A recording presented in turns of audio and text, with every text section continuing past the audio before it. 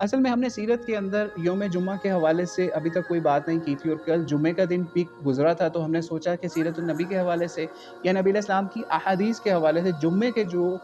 چیزیں ہیں، امپورٹنس ہے، اس کے اوپر بھی کچھ لائٹ ڈال دیں یا اس سے کچھ ہم روشنی لے لیں، ٹھیک ہے؟ تو یوم جمعہ جو ہے اس کی اسلام کے اندر بہت زیادہ امپورٹنس ہے، جس طرح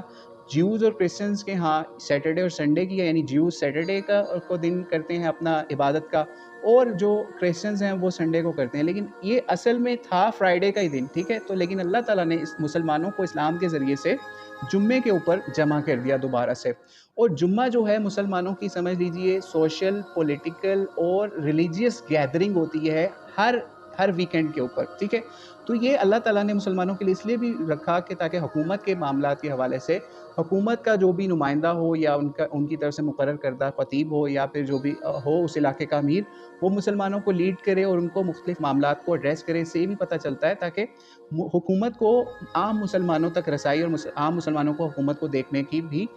سمجھ لیجیے ان کے قریب قریب ہوں۔ اور اللہ تعالیٰ نے اس جمعے کے دن کو بھی بڑی فضیلت والا بتایا ہے، ٹھیک ہے؟ نبی علیہ السلام کی احادیث کے اندر بھی ہمیں ملتا ہے کہ حضرت آدم علیہ السلام جو ہیں ان کو بھی زمین کے اوپر اسی دن جمعے کے دن اتارا گیا،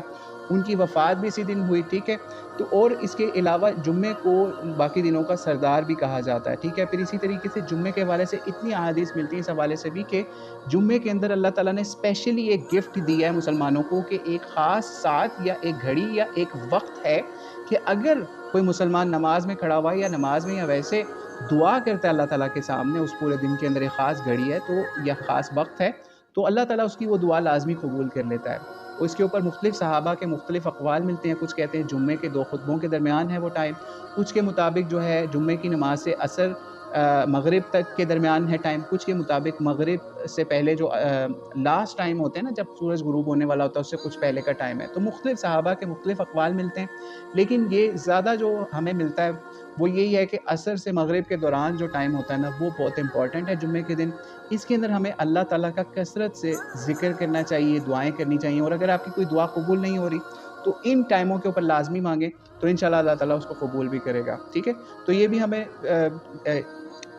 احادیث سے سبق ملتا ہے کہ جمعے کے دن کی بہت زیادہ امپورٹنس ہے۔ پھر اسی طریقے سے یہاں تک ثواب کے حوالے سے بھی سمجھ لیجیے ہمیں ویکلی ایک ایسا دن مل گیا کہ ہمیں اس کے اندر بہت زیادہ ثواب کی بھی نوید یا خوشخبری اس طرح بھی سنائی گئی کہ جمعے کے لیے کوئی بندہ اگر اچھے طریقے سے غسل کرے، خوشبو لگائے اور اچھے طریقے سے نہا دھو کے تیار ہو کے وہ مسجد میں آئے، اور وہ اس بڑی جلدی آ جائے، یعنی اتنی جلدی آئے کہ جس وقت خطیب آ کے السلام علیکم کہتا ہے اور خطبے کے لیے ممبر کے اوپر آتا ہے، اگر وہ اس وقت آ جائے تو اس سے پہلے جو جتنی لوگ بھی آئیں گے ان کو اونٹ کے قربانی کا ثواب ملے گا، ٹھیک ہے؟ تو اس سے بھی یہ بھی پتہ چل گیا کہ جمعے کے دن آپ کو اگر بہت زیادہ ثواب بھی لینا ہے تو اللہ تعالیٰ نے ایک اسپیشل آپ کے لیے دن رکھا ہے کہ آپ اس میں بھی اچھی کمائی بھی کر سکتے ہیں۔ اسی طریقے سے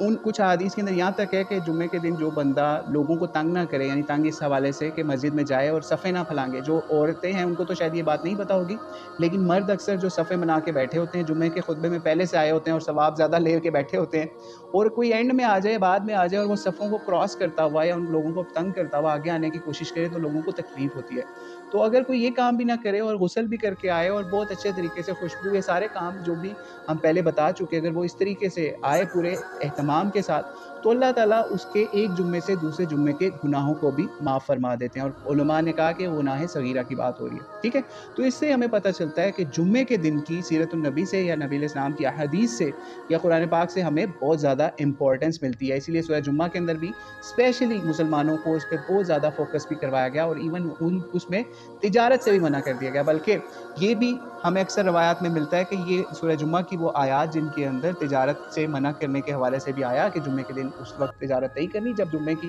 اذان ہو جائے، تو اس کا بھی اسی لیے آرڈر آیا کہ نبی علیہ السلام خطبہ دے رہے تھے تو کوئی قافلہ آ گیا اور کچھ مسلمان جو ہیں ان کی طرف نکل گئے کہ ہم تجارت سے فائدہ اٹھا لیں، وہ نکل ہی نہ جائے۔ تو اس وجہ سے ہمیں یہ بھی پتہ چل گیا کہ ہمیں سیرت کو اس طریقے سے فالو کرنا ہے کہ جہاں جہاں پہ بھی نبی علیہ السلام کا حکم آ رہا ہے، آرڈر آ رہا ہے، سنت آ رہی ہے، اس سے ہمیں سمجھنا ہے کہ اس میں جمعے کے دن کی بھی بہت زیادہ اہمیت بیان ہوئی ہے۔